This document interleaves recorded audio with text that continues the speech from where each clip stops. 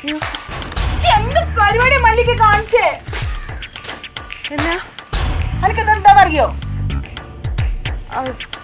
ഇത് സീതപ്പഴത്തിന്റെ ആണ്. ഞാൻ അത്ര തൈ ഇവിടെ കൊണ്ടുവന്ന് വെച്ചിട്ടാണ് അത് പിടിച്ച് ഇത്ര ആയെന്ന് എനിക്കറിയോ? അയ്യോ ഞാൻ ശ്രദ്ധിച്ചില്ലായിരുന്നു കേട്ടോ. എന്റെ ശ്രദ്ധിക്കാത്ത അതിന്റെ ചോട്ടി കൊണ്ടുവന്ന് തീ ഇട്ടിട്ടുണ്ടെങ്കിൽ അത് കരിഞ്ഞു പോലെ. അയ്യോ ഞാനത് അങ്ങനെ ഞാൻ ശ്രദ്ധിച്ചില്ല റസിയ. അതന്നെയാണ് എന്റെ കുഴപ്പം. ഒന്നും ശ്രദ്ധിക്കൂല. ഒരു കാര്യം ഞാൻ പറഞ്ഞേക്കാം, ഇവിടെ ഞാൻ കുറെ സാധനങ്ങൾ ഇതുപോലെ സൂക്ഷിച്ച് വളർത്തുന്നുണ്ട്. അതിനൊന്നും നശിപ്പിക്കാൻ പറ്റൂല. എന്ത് പരിപാടി കാണിച്ചാ? എനിക്ക് കണ്ണിൽ എന്താണ് മത്തയാണ്, അത് കണ്ടൂടെ? അയ്യോ ഞാൻ മനഃപൂർവ്വമല്ല, ഞാൻ അങ്ങനെ ശ്രദ്ധിച്ചില്ല. ഇതൊന്ന് കത്തിച്ചിട്ട് പോവാന്ന് വിചാരിച്ചു. പിന്നെ എന്താ ശ്രദ്ധിക്കണേ? ഇവിടെ എന്താണ് ശ്രദ്ധിക്കണേ? ഇതിപ്പോ ഇവിടെ താമസിക്കാൻ സമ്മതിച്ചു വെച്ചിട്ട് നിങ്ങളുടെ ശ്രദ്ധ കുറവുണ്ട് എന്റെ സാധനങ്ങളൊക്കെ നശിപ്പിക്കാന്നൊന്നും ആരും അങ്ങനെ വിചാരിക്കൊന്നും വേണ്ട. അതിനോടുള്ള സ്നേഹക്കുറവുകൊണ്ട് പറയൊന്നല്ല. എന്തെങ്കിലും പറഞ്ഞാ പിന്നെ കരഞ്ഞു കാണിച്ചാൽ മതിയല്ലോ. ഒന്നും പറയാനും പാടില്ല. ഇവിടെ ആരോടൊന്നും ചോദിക്കാൻ വേണ്ട, പറയാൻ വേണ്ട, ഇഷ്ടമുള്ളതൊക്കെ കാണിക്കാം.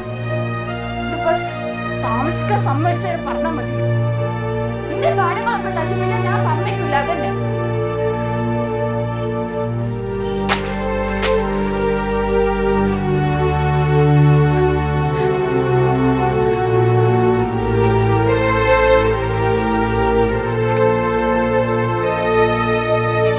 എന്താണ്? എന്താ ഒരു ബോളം കേട്ടത്? ഞാനിവിടെ കുറച്ച് വേസ്റ്റ് കത്തിച്ചു. ആ എന്നെ വഴക്ക് പറഞ്ഞു. വേസ്റ്റ് കത്തിച്ചതിന് എന്തിനാ വഴക്ക് പറയുന്നു? അത് ഞാൻ ആ സീതപ്പഴത്തിന്റെ ചെടിയില്ലേ അതിന്റെ ചോട്ടിലായിട്ട് കത്തിച്ച്. നീ എന്തിനാ അതിന്റെ ചൂട്ടിലിട്ട് കത്തിച്ച്? വേറെ എവിടെയും കത്തിച്ചാ പോരെ? ഞാനത് കണ്ടില്ല ഏട്ടാ. അപ്പുറത്ത് മുഴുവൻ വാഴത്തൈയാണ്. അതാണ് ഞാൻ ഇവിടെ കൊണ്ടുവന്ന് കത്തിച്ചത്. അപ്പൊ ഇവിടെ ഇതാണെങ്കിൽ അവിടെ വാഴയാണെങ്കിൽ പിന്നെ വേറെ എത്ര സ്ഥലം ഉണ്ട് ഒഴിഞ്ഞു കിടക്കണത്? എവിടെയെങ്കിലും ഇട്ട് കത്തിച്ചോടോ നിനക്ക്? ഏട്ടാ ഏട്ടനും കൂടെ എന്റെ മേത്തേക്ക് കയറരുത് കേട്ടോ. ഇവിടെ ഈ നന്നാട് മുട്ടിട്ട് കൊണ്ടുവന്ന് കത്തിക്കാൻ പറ്റും എനിക്ക്. എന്തടി ഇവിടെ കത്തിച്ചാ? അത് വാരി കളഞ്ഞാ പോരെ? ആരാ ചോദിക്കണ്? ചേട്ടൻ അങ്ങനെ പറഞ്ഞാൽ മതി. അപ്പൊ ഒരു റസിയ ഇവിടെ മുറ്റത്തോട്ടോന്നാണോ കത്തിക്കണേന്ന് ചോദിച്ചോട്ടെ. ഇതിപ്പോ ഒന്നും രണ്ടും തവണയല്ല, കുറെ തവണ എന്നെ കുത്തി കുത്തി റസിയ സംസാരിക്കണം. അത് നിനക്ക് തോന്നുന്നതാണ്. ഇതൊക്കെ ഈ നിസ്സാര കാര്യല്ലേ. ഇത് കൂടെ കേട്ട് ഇപ്പുറത്തോണ്ട് വിടണ്ടേ? ഇത് അത്ര നിസ്സാര കാര്യമൊന്നുമില്ല. എനിക്ക് കുറച്ച് നാണവും മാനവും അഭിമാനവും ഒക്കെ ഉണ്ട്.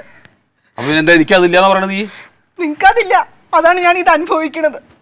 അതെ, നീ നിസ്സാര കാര്യങ്ങൾക്ക് വേണ്ടി വെറുതെ വഴക്കടിക്കാൻ നിൽക്കണ്ടേ മല്ലികെ. ഇതിപ്പോ ഇവിടെ ആവുമ്പോ ഒരു കുഴപ്പമില്ല, സുഖമായിട്ട് ഇവിടെ താമസിക്കാം. വാടകയും കൊടുക്കണ്ട, ഒന്നും കൊടുക്കണ്ട. ഏട്ടാ നമുക്ക് വേറൊരു വാടക വീട് എടുത്ത് മാറാന്നേ. എന്താ നീ പറയണത്? അതിന് വാടക കൊടുക്കണ്ടടി. ജീവിതകാലം മുഴുവൻ ഇവിടെ താമസിക്കാനാണ് നിങ്ങളുടെ ജീവിതകാലം മുഴുവനല്ല. ഒരു താളം വരട്ടെ, എന്തെങ്കിലും പൈസ എന്തെങ്കിലും കയ്യിൽ വരട്ടെ, അപ്പൊ നമുക്ക് വേറെ ഏതെങ്കിലും വീട് നോക്കാം. ഇപ്പൊ നിങ്ങക്ക് കുറച്ച് വർക്കൊക്കെ ഉണ്ടല്ലോ, നമുക്ക് അങ്ങോട്ട് മാറാന്നേ. എനിക്കൊരു സ്വസ്ഥതയില്ല. നമുക്കൊരു ചെറിയ വാടക വീടായാലും മതി ഏട്ടാ, നമുക്ക് മാറാന്നേ.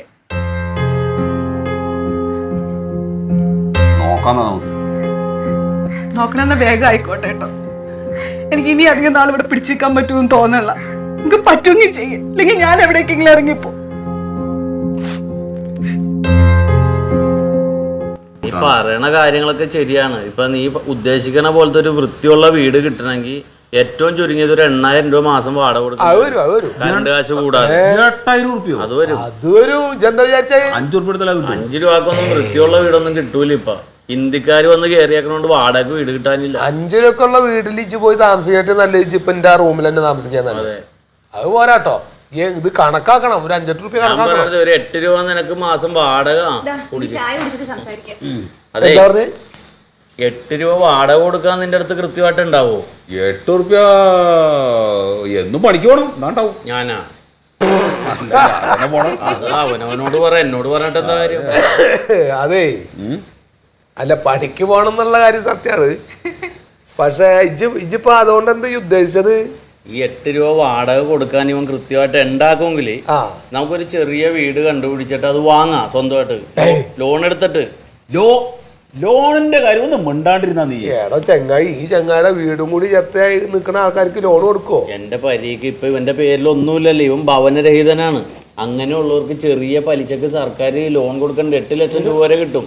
നമ്മുടെ സുഖിലും ഫൈസലൊക്കെ എടുത്തതല്ലേ. ശരിയാ.